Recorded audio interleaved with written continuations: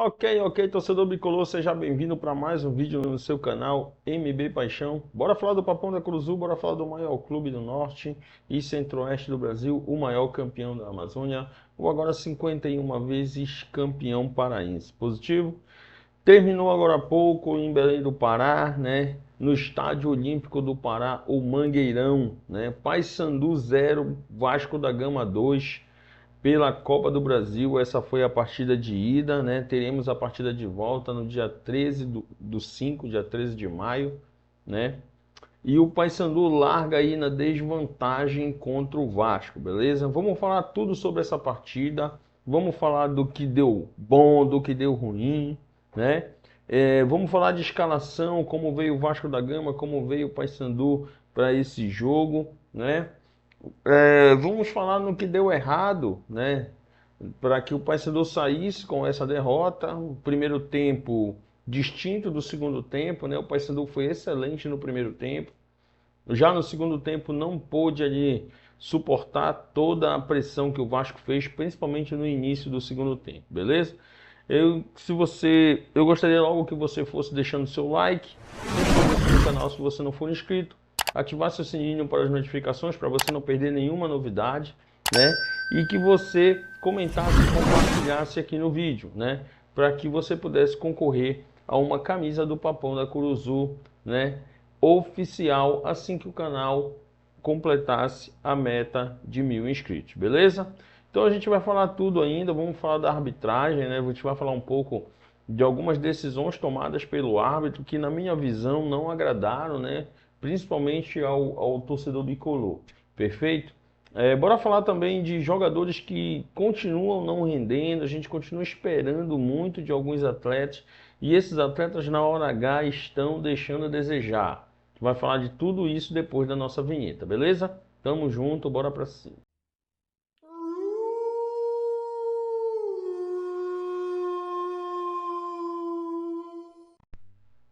Ok, torcedor bicolor, estamos de volta, né? Nossa vinheta é bem rapidinha aí, né? Sem mais enrolação, sem mais delongas, bora falar logo do Papão da Curuzu.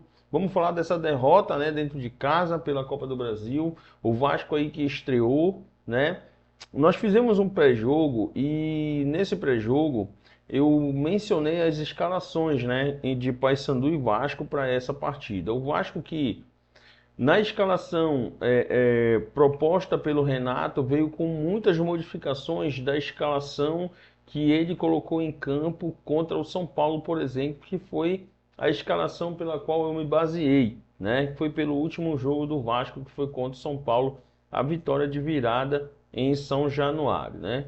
Então a gente vai falar agora da escalação. Ah, só um detalhe.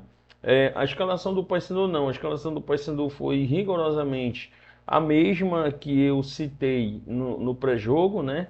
Então a gente pode aí, né, comentar novamente sobre isso. Então bora lá, né? Deixa eu só aqui atualizar.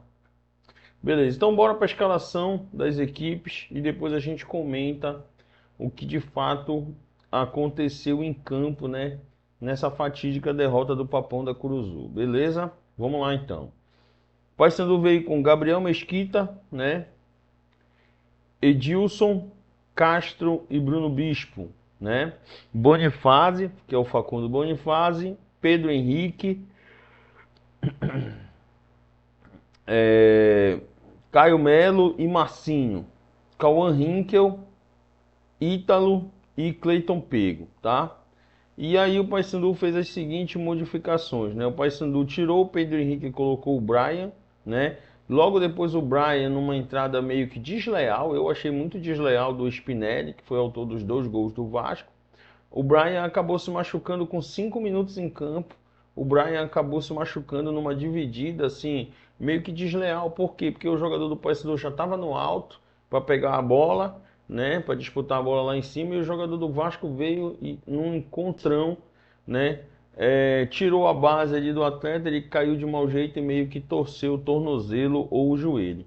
A gente torce aí para que não tenha sido nada de grave, né? Que o jogador possa estar presente no banco de reservas para o próximo jogo, beleza?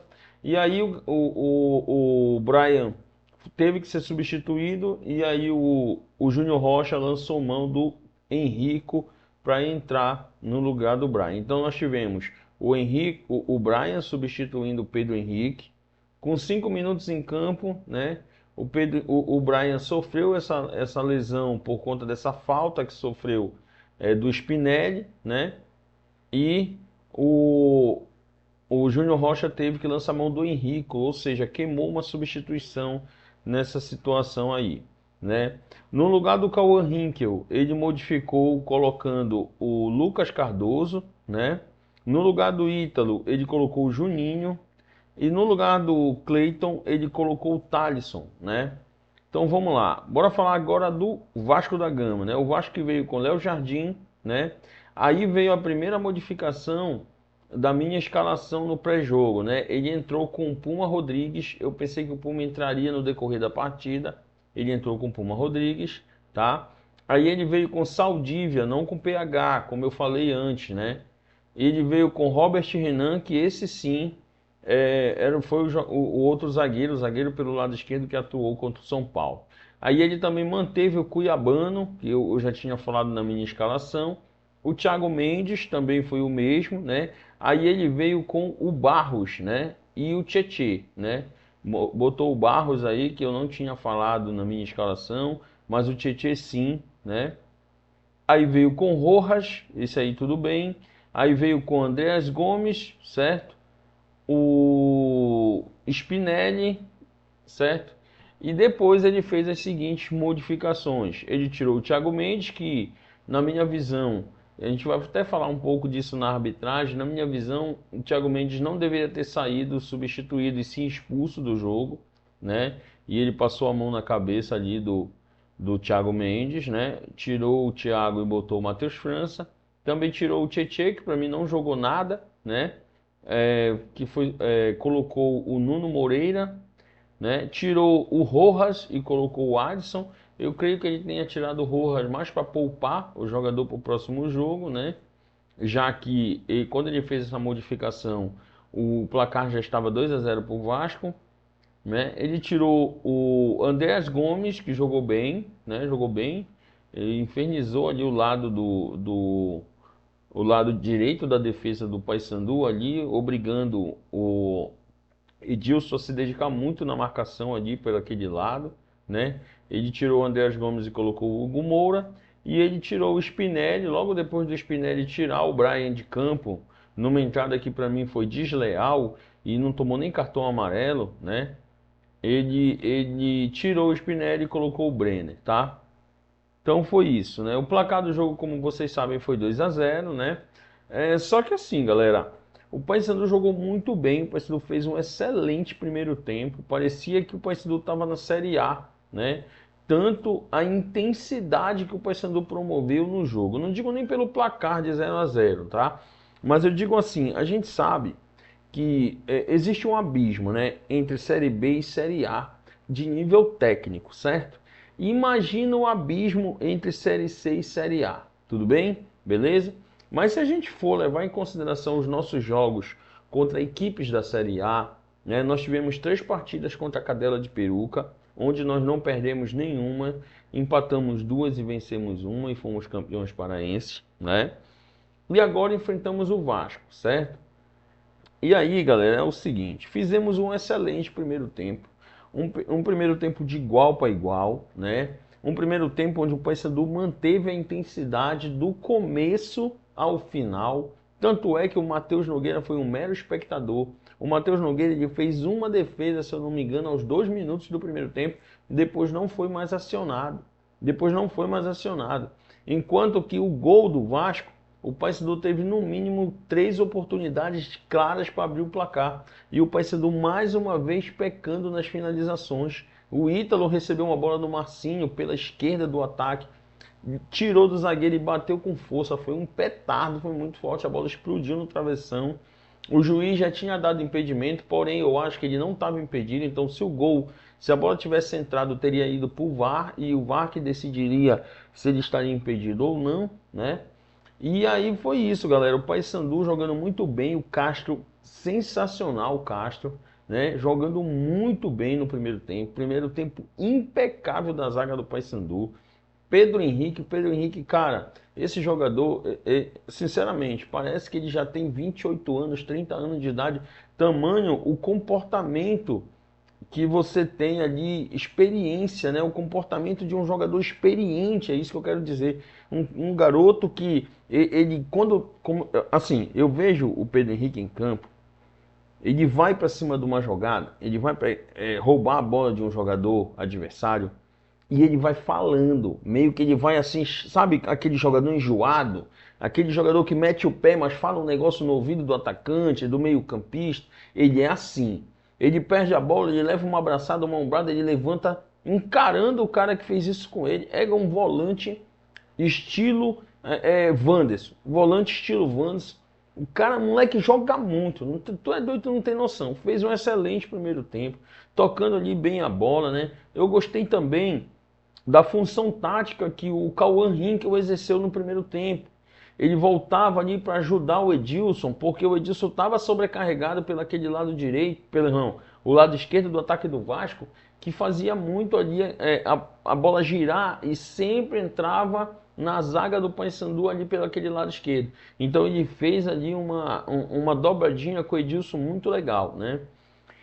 E assim, foi um pouco sacrificado por conta disso, portanto não apareceu tanto no ataque, né? Eu gostei também do tempo que o Ítalo jogou no primeiro tempo. O primeiro tempo do Ítalo foi excelente, tá? O Paysandu como um todo se comportou muito bem, né? Assim como o Marcinho. O problema, pessoal, foi quando terminou o primeiro tempo. O primeiro tempo termina, o Paysandu perdendo 3 ou 4 oportunidades de abrir o placar, certo? E assim, quando você está diante de uma equipe qualificada como é o Vasco da Gama, né? Eu não vou nem dizer equipe grande, porque grande por grande o Paysandu também é, tá? O que eu quero dizer é assim, quando você está diante de uma equipe qualificada, de um jogo grande como esse, você não pode chegar na cara do gol e desperdiçar as oportunidades. Se o Paysandu tivesse marcado primeiro nesse jogo, o Paysandu teria a faca e o queijo na mão, né? Se o Paysandu vira do primeiro para o segundo tempo com 1-0 ou 2-0 no placar, aproveitando metade das oportunidades que o Paysandu teve no jogo, o Paysandu estaria bem, o Vasco estaria meio que batendo cabeça, estaria em crise, discutindo entre si. Tanto é que a equipe do Vasco saiu discutindo, o dono do campo, o Thiago Mendes, saiu discutindo com o Puma Rodrigues. Eles saíram batendo boca, por quê? Porque o Paysandu estava ali, cada lugar que eles tocavam a bola tinha um jogador do Paysandu infernizando. O Paysandu ocupava dentro do campo todos os espaços. E isso dificultou muito a vida do Vasco, dificultou muito, certo? Cara, e aí inicia o segundo tempo, né? Inicia o segundo tempo, o Paysandu demorou um pouquinho, questão assim de 5 minutos para se encaixar. O Vasco foi para cima, né? Nessa pegada de ir para cima, o Vasco teve alguns ameaços, certo? Porém, quando foi aos 11 minutos, né? O Castro vacilou e a bola passou por ele ali no lado direito do campo de defesa, né? O Castro foi cortar uma bola e ele meio que furou, né? Ou então ele chutou, a bola bateu no atacante e voltou para dentro do campo. E nessa hora que a bola volta, o Castro cai, né? Fica para lá. E para o time do Vasco não pegar a bola, o que o Bruno Bispo fez? Ele chegou com tudo chutando a bola para a lateral. Nisso que ele chegou chutando a bola para a lateral, ele cai para fora do campo também. Nisso que ele cai para fora do campo, a lateral é do Vasco. O jogador vascaíno vai logo naquela bola que está naquele copo, naquele jarro lá, né? Naquela prato de comida de cachorro lá, né? E lança para o atacante na profundidade, lateral não tem impedimento. E aí ele vai na linha de fundo, cruza para trás, pega o zagueiro, que nesse momento era o Facundo Bonifazzi, né? No contrapé, a bola chega no Spinelli, que aos 11 minutos abre o placar para o Vasco. Beleza? E o Paysandu sentiu o gol. O Paysandu acusou o golpe, né? O Paysandu meio que ficou desordenado na marcação. E nesse momento aí, o Júnior Rocha começou a mexer no time, né? Primeiro colocando, né, o Thalisson, né? Primeiro ele colocou ali o Thalisson, né, para jogar no lugar do Cauã Hinkel, né? A gente tem aqui meio que as substituições, lógico, às vezes você substitui um jogador por outro, mas ele vai para outro setor. Então ele colocou ali, né? Ele fez umas modificações, como eu falei, ele mexeu no Pedro Henrique colocando o Brian. Logo depois ele teve que tirar o Brian contundido e colocou o Henrique, né? Mas ali na frente, por exemplo, ele tirou o Cauã, né? O Cauã Hinkel, que estava segurando ali na marcação com o Edilson, né? E colocou o Lucas Cardoso, porque já estava perdendo, então ele precisava colocar o time para frente. Aí ele me tira o Ítalo, né? E coloca o Juninho. Ele, assim, tudo bem, ele tentou, né? Mas na minha visão, ele mexeu errado, porque é o seguinte, na minha visão, ele teria que ter colocado o Juninho para jogar junto com o Ítalo, porque o Ítalo estava bem na partida. Não tinha necessidade de tirar o Ítalo de campo. Então eu tiraria o Cauã e colocaria o Juninho. Se eu fizesse essa modificação, eu pediria para que eles alternassem, né? Sendo que o Ítalo também é aquele jogador centroavante que sai da área, assim como o Juninho. Então, você poderia ter treinado, né, essa alternância desses dois atacantes. E aí você tirava, né, o Cauã e colocaria o Juninho, beleza? Tudo bem? E o Thalisson, galera, entrou bem no jogo, né? Como sempre, sendo bem acionado no X1. Logo na primeira jogada, o Thalisson já fez uma jogada ali de efeito em cima do zagueiro, onde esse zagueiro, vendo que o Thalisson tinha ganhado vantagem, que ele já ia entrar na área, ele deu um empurrão e o Paysandu conseguiu uma falta. Nessa falta, o Marcinho, que na minha visão fez um péssimo segundo tempo. O Marcinho foi muito mal no segundo tempo, parece que está sem perna. O Marcinho está chegando na segunda etapa sem perna. Então o Paysandu tinha que ter colocado o Salomone no jogo. Cara, o Salomone, ele fez um golaço contra o Independência. Eu não estou aqui querendo comparar o Independência com o Vasco. Mas tem que chegar uma hora no jogo que você tem que ter coragem. Você tem que ser um treinador corajoso. Ele não foi corajoso para botar o Paysandu com sub-20 para pegar de 7 do Nacional? Por que agora ele não tem a coragem de tirar o Marcinho, que está mal no jogo, e colocar o Salomone? Então eu acho que o Júnior Rocha está pecando nessa questão da escolha na substituição. Outro pecado que está acontecendo com relação ao Thalisson. O Thalisson, ele dribla, ele ganha a linha de fundo, ele já fez uma jogada certa, se eu não me engano, num gol do próprio... Não foi ele, acho que foi o Edilson que fez essa jogada. Mas mesmo assim, ele vai para a linha de fundo, ele está cruzando errado. Quando não, ele traz para o meio e chuta fraco. Hoje ele trouxe uma bola para o meio e chutou fraquinho. O goleiro Léo Jardim só fez encaixar de boa, sem perigo nenhum. Então eu acho que o Thalisson tem que trabalhar mais essa finalização, o Thalisson tem que levantar mais a cabeça, tentar enxergar o jogador melhor posicionado dentro da área do time adversário.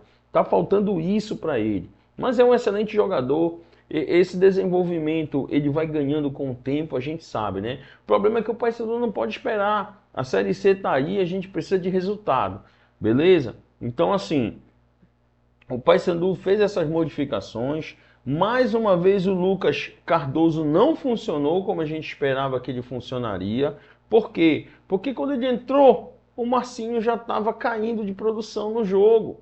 Então o que era para ele fazer? Era para ele botar o Lucas Cardoso e o Salomone, para que o Salomone pudesse fazer essa distribuição de jogo entre o ataque e a defesa, né? Pegar a bola da defesa, né, ali dos volantes, e municiar o ataque. E ele não teve coragem para fazer isso. O Júnior Rocha não teve coragem de tirar o Marcinho e botar o Salomone, que para mim foi o pior pecado dele no jogo, foi esse. Foi esse.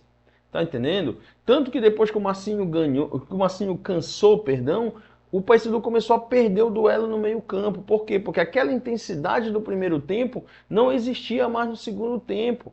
Beleza? Um outro detalhe aqui importante, galera, que eu queria ressaltar aqui com vocês, é a arbitragem desse Ramon Abate Abel. Ô carinha ruim, meu irmão. Ô árbitro fraco, tá? Esse árbitro ele é ridículo, né? Aos 6 minutos, presta atenção. Perdão, aos 15 segundos de jogo do segundo tempo, tá? Como é o nome dele agora? Thiago Mendes, cara. Ele fez uma entrada no Caio Melo, que ele conseguiu rasgar o meião do Caio Melo, velho. A entrada dele foi tão dura no jogador do Paysandu que o meião do cara rasgou. E ele não expulsou o Thiago. Deu somente cartão amarelo. E o VAR, mais omisso ainda, porque é o Vasco da Gama, não recomendou a revisão do lance. Ele foi na bola de cima para baixo que rasgou o meião, galera. Rasgou o meião. Sabe? Então, às vezes, não dá, cara. A gente tenta não falar de arbitragem porque é todo jogo. Porque se a gente for falar de arbitragem, é todo jogo, cara. Mas quando você tem um time da primeira divisão, feito o Vasco da Gama, né? Eixo Rio-São Paulo, contra um time que está na Série C, né? Feito o Paysandu, que não está num grande centro do futebol, é o maior do Norte e Centro-Oeste. Perdão, do Norte e do Centro-Oeste, é isso mesmo, né? É o maior do Norte e Centro-Oeste, porém, eles não consideram o Norte do Brasil um grande centro, cara. Tá? Tudo bem? Então, assim,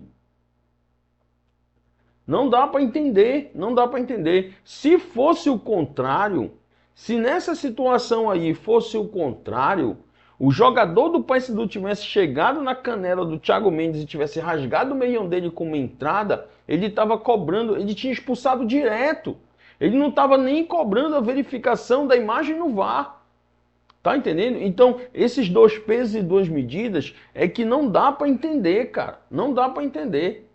Sabe? No final do jogo, ele anulou um gol do Vasco, até que ele anulou um gol do Vasco, marcando, né, com o auxílio do VAR, um puxão na camisa, né, do Henrico. Se eu não me engano, era o Henrico que estava na jogada. Entendeu? Então, assim, cara, há uma arbitragem que, tipo, a gente vê que nas pequenas coisas eles acabam privilegiando, né? O time que está mais bem colocado, o time de Série A, o time do Rio, o time de São Paulo, e assim sucessivamente, cara. Isso tem que acabar, isso tem que acabar. E cabe à diretoria e à presidência do Paysandu se manifestar para que isso não volte a acontecer, certo? E aí, pessoal, para a gente encerrar o vídeo, para ele não ficar muito longo, né? Vídeo de pós-jogo não é muito longo, eu queria dizer a vocês que eu continuo acreditando no Paysandu, né? Paysandu vai agora no dia 13/5, né, enfrentar o Vasco na partida de volta. Vai ser uma tarefa muito difícil, mas se o Paysandu engatar um bom jogo, um bom primeiro tempo como fez hoje, e fizer os gols, converter as oportunidades que tem em gols, o Paysandu consegue pelo menos levar para os pênaltis esse confronto. E eu acredito no Paysandu, mesmo levando esse revés hoje, porque detalhe, aquele primeiro gol do Vasco, caiu do céu pro Vasco, cara. Aquela falha ali da defesa do Paysandu, né? Aquela falha da defesa do Paysandu, nesse primeiro gol, ela foi uma desatenção, foi uma situação de amadorismo mesmo. Eu não vou aqui passar pano, não. Não tinha ninguém na cobertura de uma situação como aquela.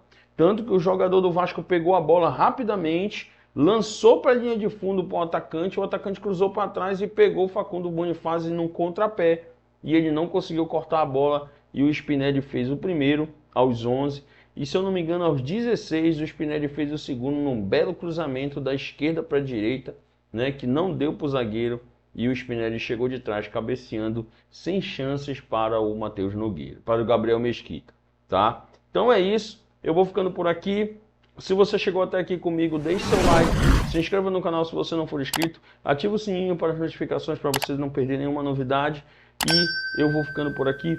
Fui, até a próxima, tamo junto, é nóis, papão, tamo junto.